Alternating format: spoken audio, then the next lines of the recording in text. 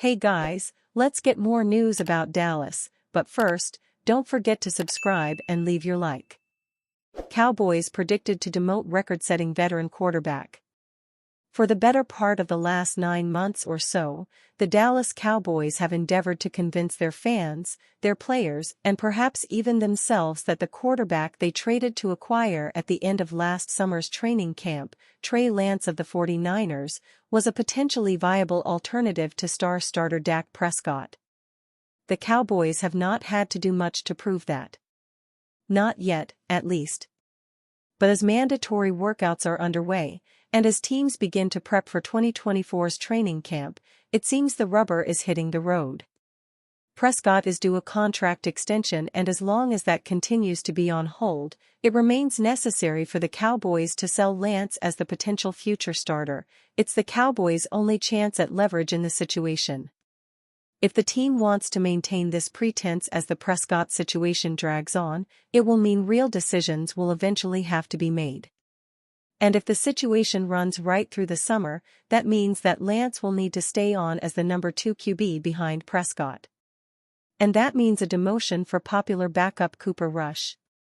At Cowboys Wire, they foresee not just a switch from number 2 to number 3 on the depth chart, they predict in an early look at the 53-man roster that Rush will drop to the practice squad.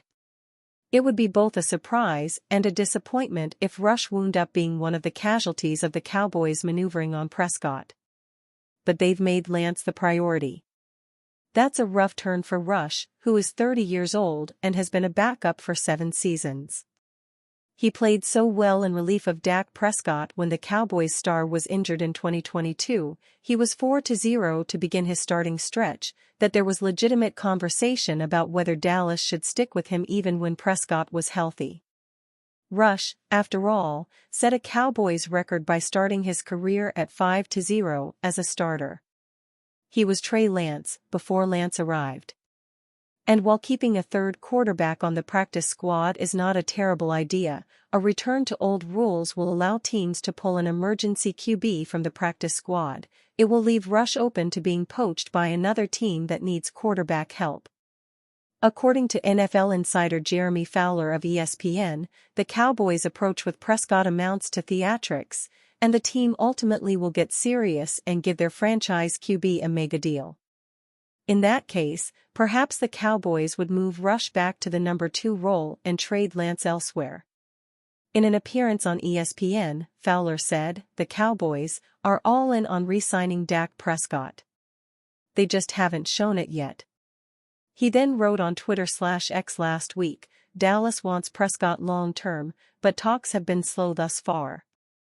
Got all summer to hash out." That's all true, but if that is the case, if the Cowboys always intended to simply hand Prescott a mega deal before the start of the 2024 season, why go through all the histrionics with Lance? The Cowboys gave up a 4th-round pick to get him last summer, did not play him a single down and have him on the books for $5.3 million this year. Did they do all that just to gain some phantom leverage over Prescott? Not likely.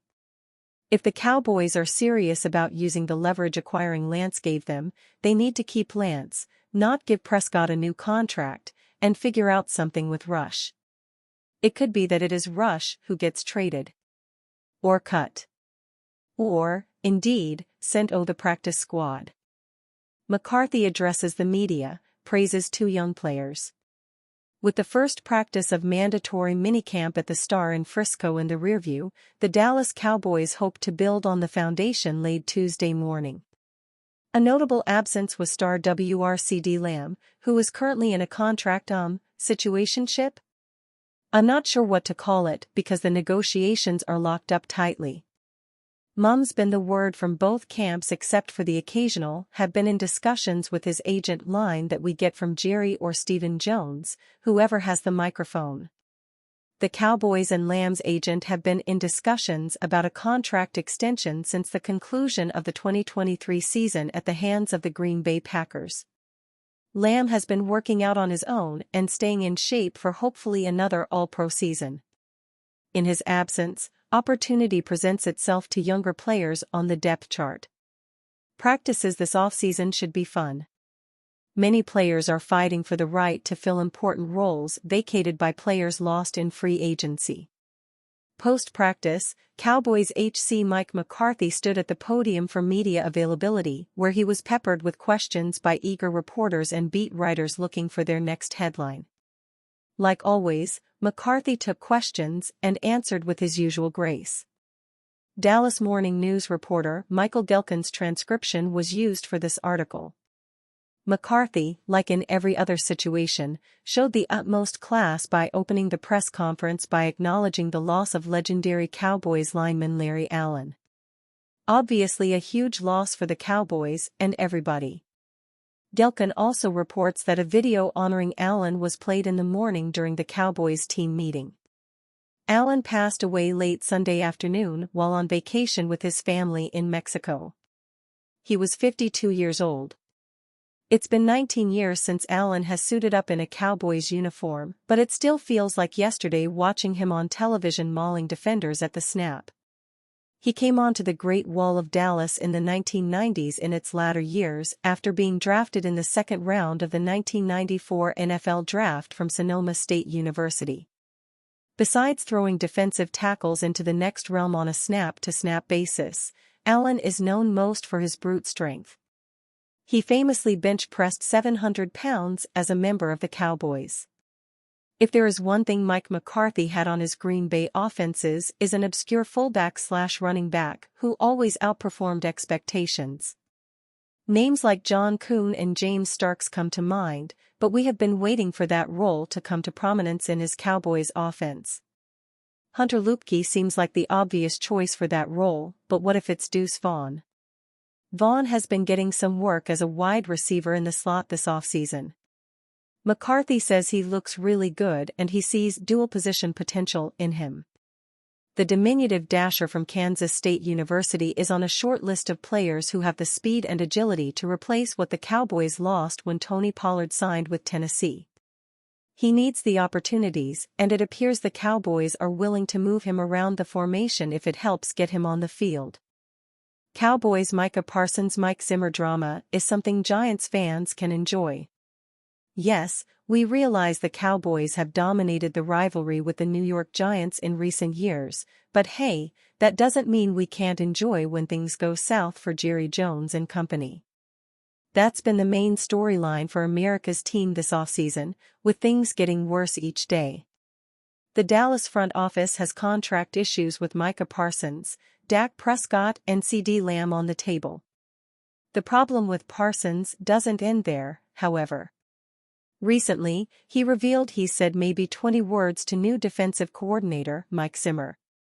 On top of that, Parsons' recent comments aren't making Dallas fans happy at all. Something for people in East Rutherford to smile about? You bet. Micah Parsons isn't off to the best start with new Dallas DC Mike Zimmer. Honestly, me and Zim have probably said a total of 20 words to each other. He's a very quiet person. All I keep hearing from the coaches is, Zim likes it this way. I was like, well, I like it this way. So, I can't wait to have my true sit down with him. I think it will be pretty cool, because obviously old school mindset, old school mentality. I think he's had a lot of great players, but he ain't ever have a Micah before. It will be fun, and I think it's going to be unique. A quick look at the replies from this post from Michael Gelkin shows that Dallas fans aren't too thrilled with what Parsons had to say. Not saying much to Zimmer is one thing, but reference himself in the third person in the way he did isn't something people are used to with the star pass rusher. With the way the season ended for Dallas in 2023, losing to the Packers in the wild card round in embarrassing fashion, the hope was that a big offseason would set the tone for what would be a memorable season in 24.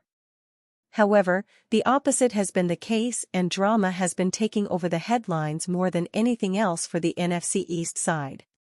Bad news for Dallas? Sure. Good news for the G-men? Absolutely, and we hope to see more of it. And you fan? What do you think of the situation of Micah Parsons? Leave your opinion in the comments.